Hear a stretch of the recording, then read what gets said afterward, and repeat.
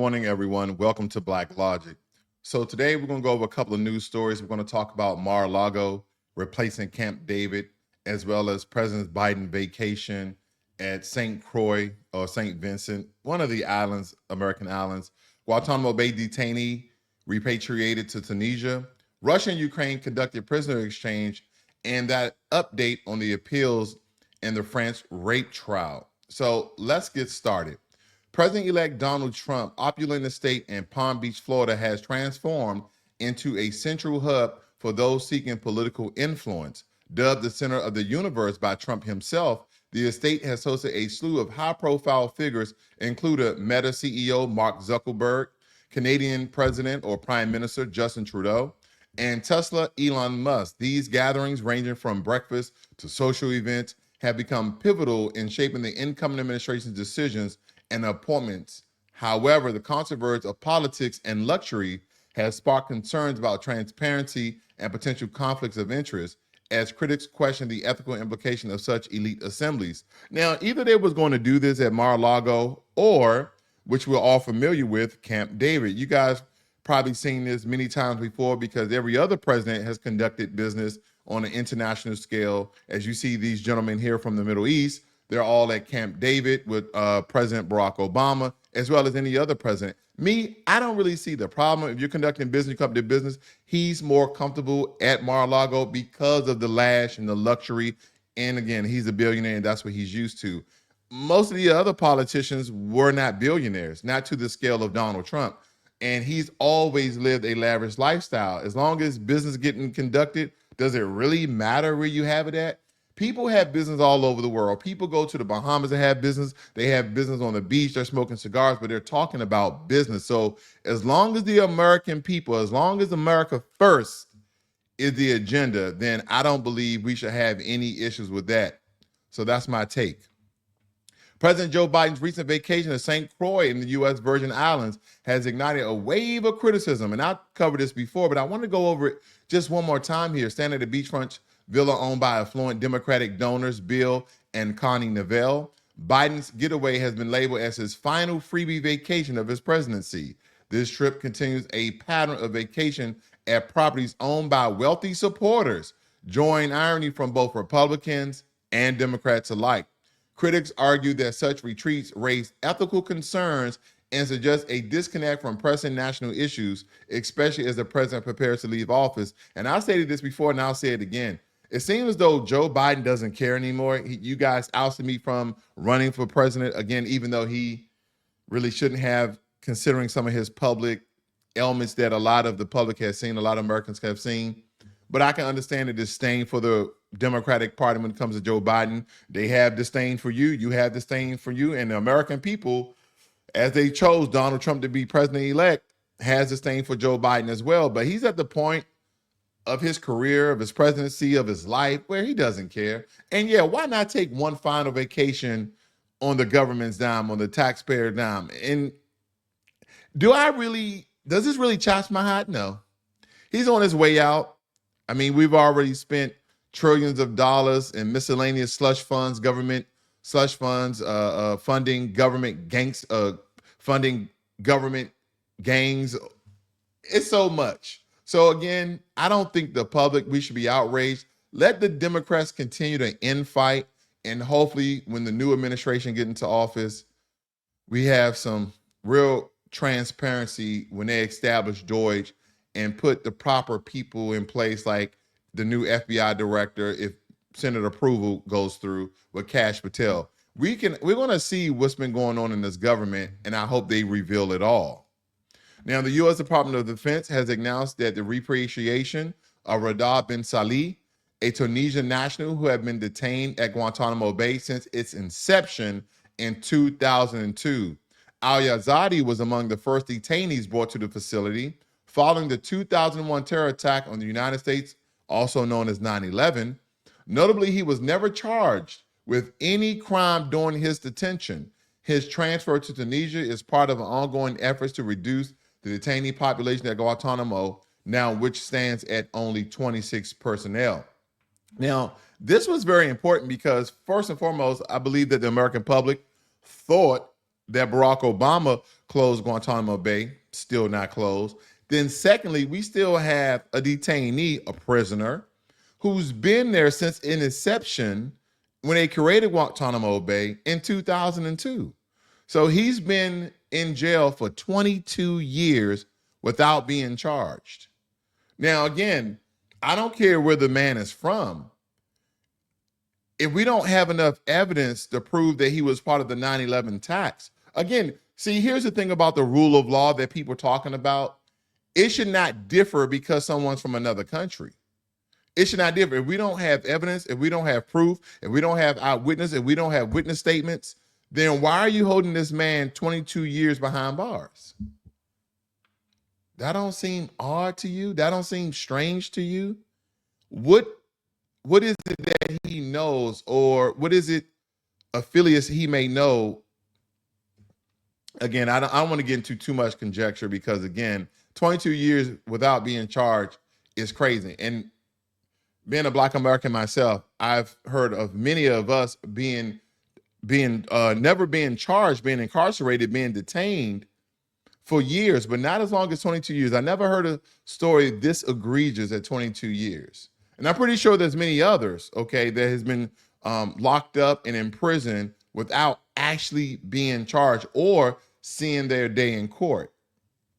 So this raises questions, and as well as the continuous opening of Guantanamo Bay with at least 26 detainees left there. Now, this sparked my interest because in Eastern Europe, Russia and Ukraine have conducted a significant prisoner exchange, each side releasing over 150 prisoners of war. This exchange was brokered by the United Arab Emirates and marks a notable instance of cooperation among ongoing hostiles. Ukraine President Vladimir Zelensky announced that the return of 189 Ukrainian prisoners, including military personnel and civilians, while Russia's defense ministry confirmed the release of 150 Russian soldiers. The discrepancy in numbers has not been clarified. Such exchanges are seen as critical steps toward addressing humanitarian concerns in the conflict. Now, they're at war. They're exchanging prisoners. I'm trying to understand the magnitude of this prisoner exchange altogether, as well as civilians and military personnel who were prisoners of war on both sides of the line here. Are they taking closer steps to a ceasefire? Are they taking closer steps to signing a peace treaty? Are they getting ready for President-elect Donald Trump to come into office and really seal the deal and stop the war altogether? These are positive signs, in my opinion. These are positive signs. When you start to do prisoner exchange, I feel as though that the war is starting to die down. I will hope so, for the sake of life between Ukrainians and Russians altogether. And of course, being American, I have to just input the fact that we continue to give Ukraine money. Just last night, I was informing you guys that America, by the way, the State Department has infused Ukraine with another $6 billion. I don't know the amount of money we've given to Ukraine over the past 2 years here, but I would like to say it's probably over $100 to $200 billion. So if these are positive signs that this war is about to end, then so be it. These are tall tale positive signs. I hope this is the case because, again, we continue to fund wars. We have no say, no actual influence, except for the part that they may or may not be our friends and allies, or friend or foe. So again, do not forget that Russia is not a part of NATO and Ukraine is not a part of NATO. And matter of fact, when NATO suggested that Ukraine be part of NATO, Ukraine declined. But now, since Russia is coming in soon as Donald Trump came out of the presidency, you notice Joe Biden gets into office a year later, they're at war. Now that Donald Trump is coming back into office, now it seems as though they're doing some positive activity that are signs that this war may be coming to an end. And that would be a great thing for both sides. Now, turning to France, I know I covered this. This is more international news, which I normally don't cover.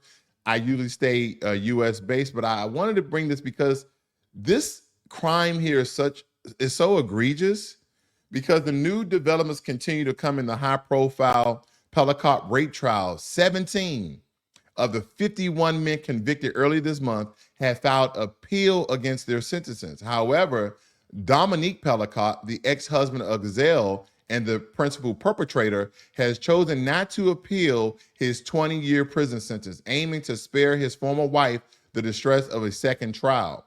The appeal trial for other defendants is scheduled for late 2025 in NIMS. This case has sparked a national conversation about consent laws and the handling of sexual violence in France. So if he's just going to stay in jail for 20 years, this has me to believe that he actually did this, that he actually set up his wife over the course of 20 years to be constantly taken advantage of with over 50 men. And the rough number here is 51.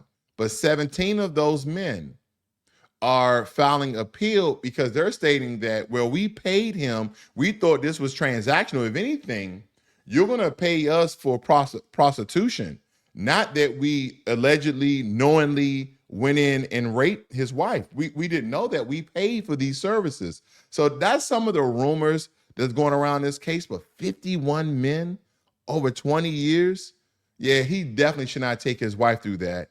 And I have some other very inhumane thoughts that I will not say here on YouTube. I'll just say that.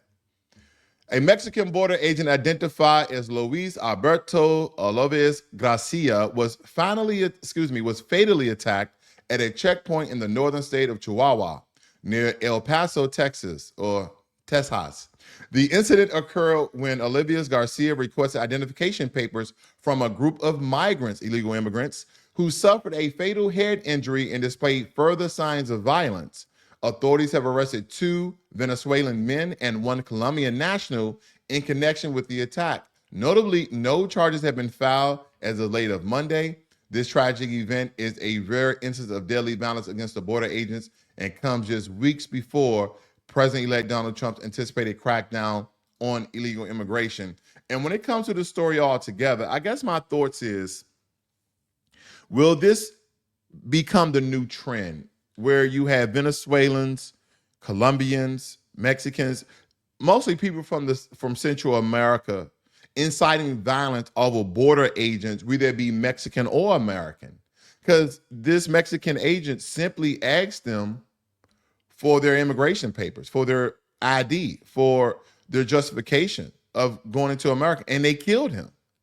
So now, allegedly, they've been accused of killing this Mexican border agent, and I just hope that this is not the trend. And as you see here on the exclusive, let me show you this.